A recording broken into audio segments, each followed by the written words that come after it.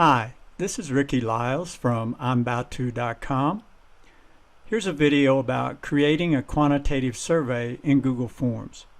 If that's something you'd be interested in, open up a Chrome browser and let's get started. I will tell you that this is an intermediate level video, so if you're not familiar with G Suite or you don't have a Google account, let me direct you to my YouTube channel. You can get there by going to Ricky Lyles YouTube. And here you can find how to create a Google survey beginners. And there's also how to create a Google account. If you have trouble getting to my YouTube channel, you can go through my website, I'mAboutTo.com/Google. Click on this icon and it will take you to the same place. I'm going to open up a blank Google form.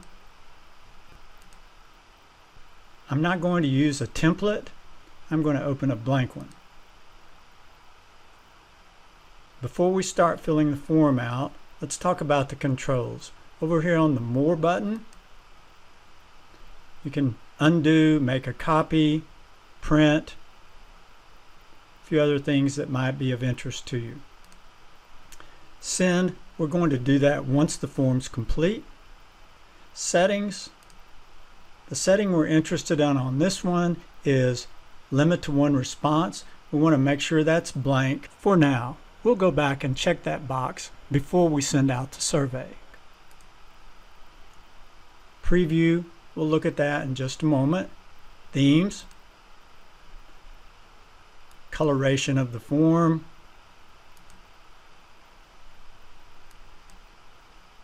let's talk about the form itself. You need a title for it. I'm going to name mine Ricky Lyles Quantitative Study. So we have a form name, but we really don't have a file name. If you left click right here, it names it the same thing as your form name. You could change that if you wanted to. I'm going to leave it the same. Google's good about saving everything, even your last keystroke, but the question is, where did it save it? The folder right here, I'm going to move this file to a particular folder. I'm going to make a folder for it and call it Survey 3. It's important you know where your document is because you're going to be going back to it numerous times as you get new responses and as you work with it. So we have the form title, we have a file name. What about form description? We're going to use this area for the assent acknowledgement. I'm going to paste one in here that I have copied. And it's all the things that they agree to, and you express the information about the survey. And we want them to click next to affirm, but there's no next button. When we look at our preview, you can see there's no next button. Let's close the preview. So how do we get a next button? What we do is come over here and add a section, and you can see right here it says after section 1 continue to next sections. That's usually used for branching purposes, but let's look at our preview now. And so there's our next button. And by the way, when you're looking at this in preview, you're seeing exactly what your participant would see. Now that we have our assent acknowledgement, let's move on down to section 2. We need a section title in here, and let's call this Survey.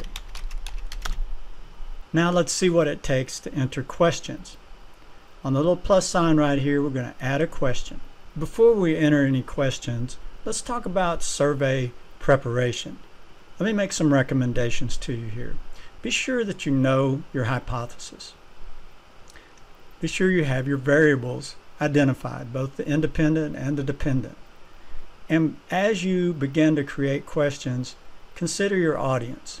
You want to be efficient and not cumbersome, but you also want to gather as much information as possible. start with the end in mind, keeping in mind that you're going to have to categorize and code and analyze this data. So the best editing is done before you ever start the survey. Just like people who take pictures and make movies say, the best editing is done before you touch the shutter button or before you begin filming. Once you send this survey out, you can't call it back as you begin to get responses and you begin to think, ooh, I wish I had changed one of those questions. I wish I had worded it differently. It's too late at that point because it's going to skew your survey if you begin to change questions as responses come in. So please keep all that in mind before you start entering questions. Entering the questions is the easy part of it.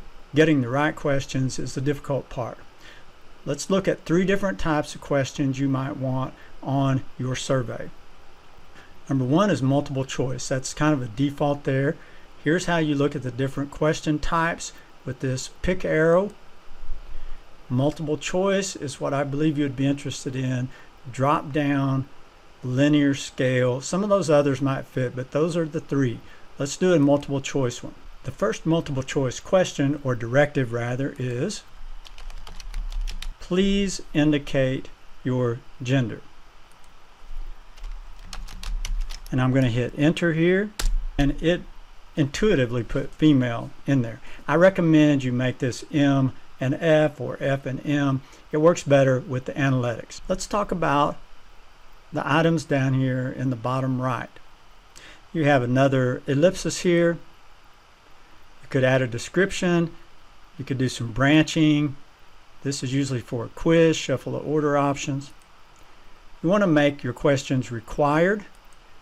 Write your questions in a way that there's an option for everyone, even if it's not applicable.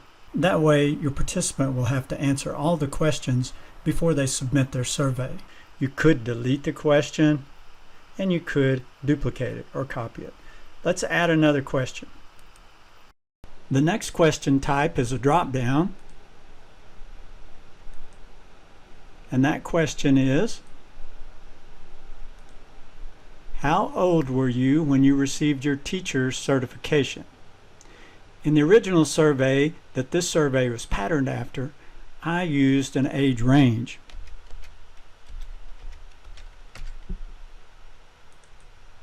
If I had it to do over again, I would use individual ages, beginning at about 18 and ending at 55, and then have a category older than 55. That would give me more individualized information about my participant. But that's that 20/20 hindsight. Once I sent the survey out, that was it. I had to leave it like that. I'm going to click required again. Let's look at this question in preview. Next, I'll check mail, and here's my drop down. It looks completely different in preview. See, there's the question, here's the preview. I'm going to click on the pick arrow, and there we go. I could submit right now, but I'm not going to. We'll do that in just a minute. Close that one, and let's add another question. And this type question is going to be a linear scale or a Likert type scale, and that Likert scale comes from a fellow whose name was Rensis Likert. He was an American social psychologist. And that question is, please rate the training you received at the beginning of your first year of teaching associated with taking roll, posting grades, and writing referrals. I think a true Likert scale has to be 5, 7, or 9. In my original survey, I made it 0 to 5, with 0 being the low end of the scale. And so they're going to have 2 options here, low end of the scale and high end of the scale. And on the low end, the possible answer was wholly inadequate, and on the high end of the scale, sufficiently adequate. Again, I'm going to make this required, and let's preview our linear scale question. Next, and you see that one's already been answered, and this one has already been answered. And this little red asterisk right here means that that's required.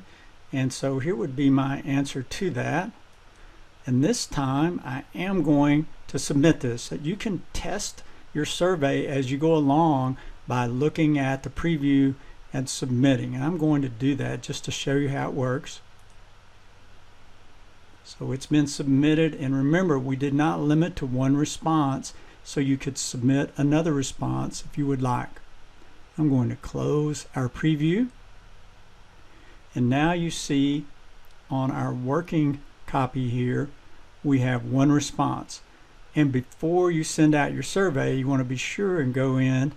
I'm going to click on responses, go to individual, and we'll delete that response right here. And we got rid of that response. And now we have 3 questions. We have the multiple choice, the drop down, and the linear or Likert type scale.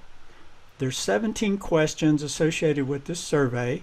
I'm going to finish this one up and we'll get back together and talk about it. And here's our completed survey.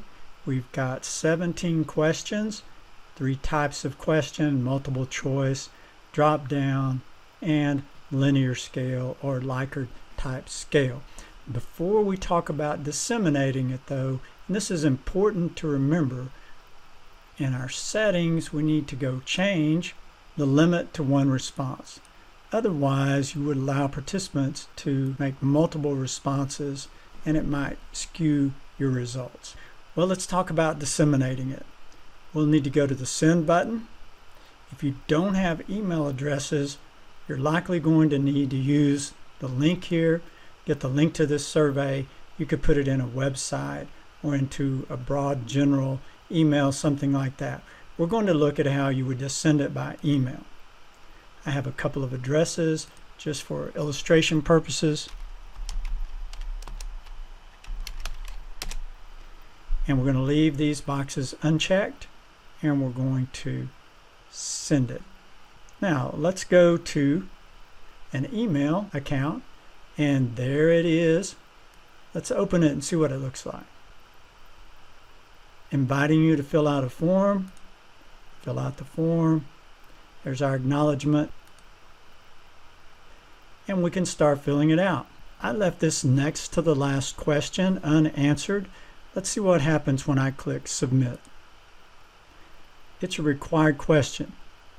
All of them should be, and so they can't turn it in until they've answered all questions. So I'm going to do that and click submit.